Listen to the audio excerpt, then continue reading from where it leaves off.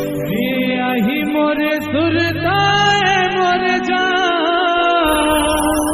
Mix by DJ Anosh gram पटवा वाले।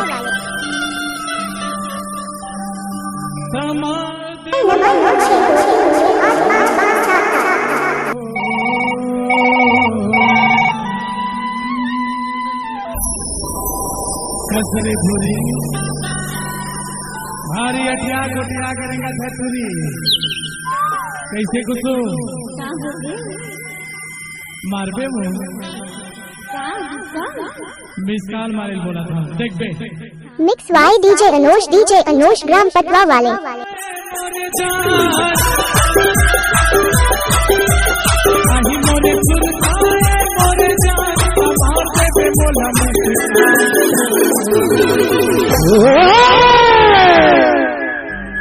DJ Anosh डी.कॉम।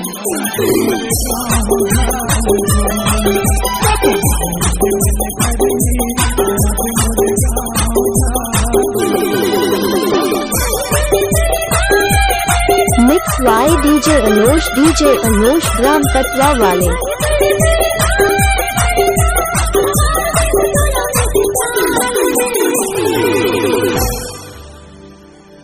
कब मिले कि मन करे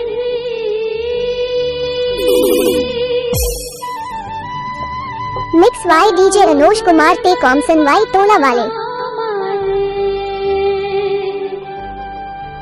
कब मिले कि मन करे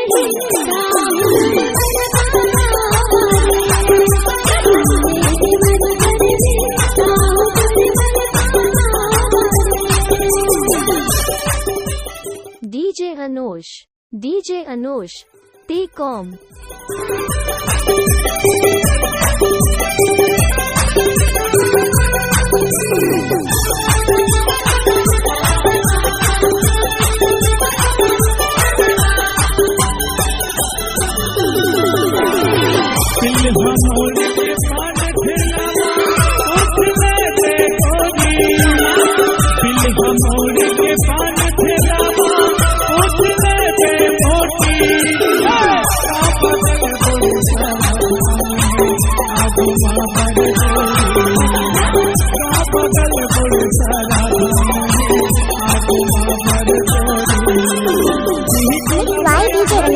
अनोश ग्राम पटवा वाले।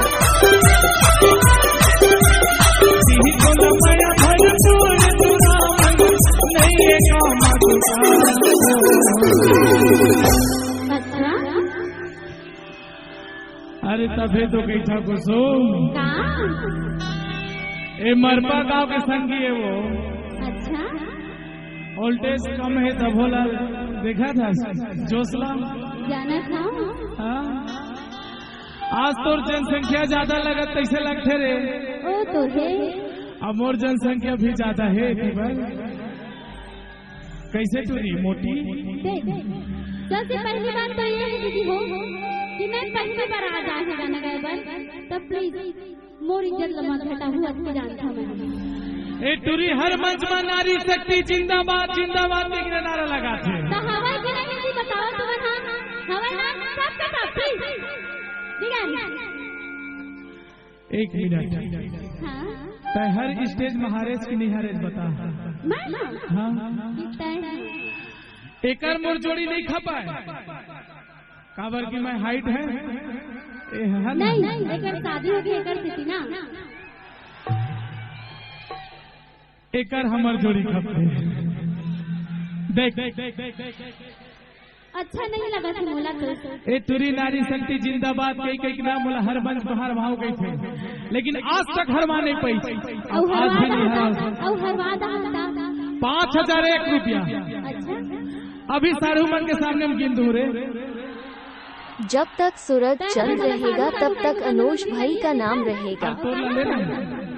तो नारी शक्ति जगाना। देखो दीदी हो आज मैं पहली बार आया हूँ प्लीज वो नाम मत के तंगाए। तो चलो जयकारा लगा था बोलो परम पूज्य गुरु आशीर्वाद बाबा की। वहाँ ज्योति मन की नहीं बोला था। सुनना और तोरे में जोश नहीं है तिकर मका जोश रही रे।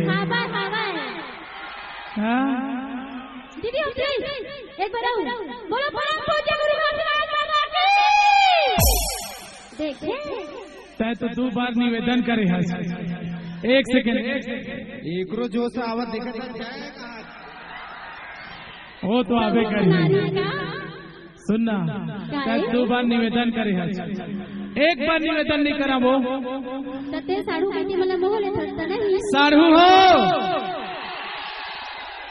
ए होते मर्दानगी टुरी तो काय मला मैं भौजी की दो mix by DJ Anosh gram पटवा वाले अबे तो कही था मोटी मिक्स बाय डीजे राजेश ही तोला माया भरपूर ही तोला माया भरपूर नहीं चलो देख सब हम मिल के कहते ला ला ला ला ला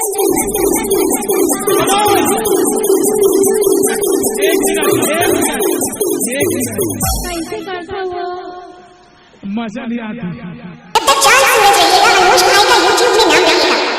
एकदम वो नाटी से कटा दो कैसे लगती अरे मैं तो पहले ही बोले है तुरी तोरे में दोस्त नहीं है ते कर्म का हुई हाँ मुलत लगते का लगते ज्यादा सोयाबीन बड़ी खा है हाँ देख कैसे कहा तुम लोग हवा थी अरे हमार साढ़ू गोभी आलू वाला है वो तभी गोभी का खावे के तो गोभी असल लगबे कर ही अब तू मन जो खाओ एक बार दोनों हाथ ऊपर करके है ना सब कोई जब ये लड़की लल्ला ला लुलू बोली ना मैं ये नहीं कहा था ये वाला लल्ला नहीं कहा था इतनी ज्यादा